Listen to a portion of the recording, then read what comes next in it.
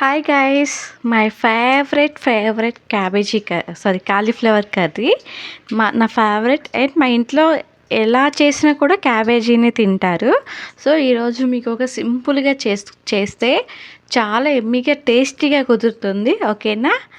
ఏం లేదు, క్యాబేజీని మనం ఇప్పుడు ఈ టైంలో తినాలి. ఏ సీజనల్ వెజిటేబుల్స్ ఆ సీజన్లోనే తినాలి, లేదంటే పురుగులు వస్తాయి. ఇందులో చూసుకొని ఇక ఈ క్యాబేజీని చక్కగా చిన్న చిన్న ముక్కలుగా చేసి కొంచెం వాటర్లో సాల్ట్ అండ్ పసుపు వేసి బాయిల్ చేయాలి. ఒక 30 minutes బాయిల్ చేస్తే పక్కన పెట్టండి. ఈలోపు మనం ఆనియన్స్, గ్రీన్ చిల్లీ కట్ చేసుకొని ఒక గ్యాస్ పైన ఒక కళాయి పెట్టి ఆ కళాయిలో ఆనియన్స్, పచ్చిమిర్చి అండ్ ఈ ఆవాలు, జీలకర్ర వేసి ఫ్రై చేయాలి. అండ్ అందులో కొంచెం కరివేపాకు వేసి ఫ్రై చేయాలి.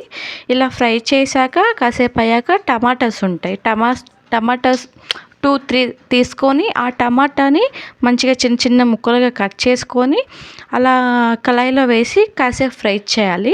అందులో సాల్ట్ అండ్ పసుపు వేసి ఫ్రై చేయాలి. ఒక 5 minutes ఇలా ఫ్రై చేశాక ఇందులో మనం బాయిల్ చేసాం కదా కాలీఫ్లవర్, ఆ కాలీఫ్లవర్ ముక్కల్ని తీసుకొచ్చి ఇందులో వేసేయాలి.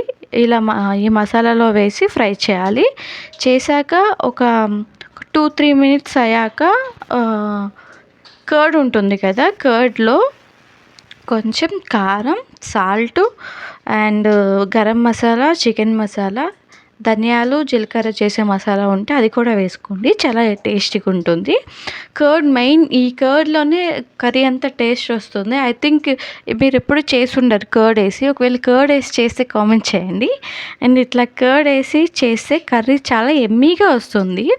ఒక 6 minutes అయ్యాక మన వెజిటేబుల్స్ మసాలా అని గరం మసాలా ఉంటుంది. ఆ గరం మసాలా కొంచెం, అది నేను ఇంట్లో చేసా, అది కొంచెం వేసి అలాగా బాయిల్ చేయాలి. అందులో కొంచెం, నేను ఏ కర్రీలో అయినా కస్తూరి మెత్తి వేస్తా, ఎందుకంటే చాలా టేస్టీగా మంచి ఫ్లేవర్తో ఉంటుంది. సో కొంచెం కస్తూరి మెత్తి వేసి ఫైనల్గా లాస్ట్లో కొత్తిమీర వేసి దించేయడమే. Super yummy delicious cauliflower tomato curry.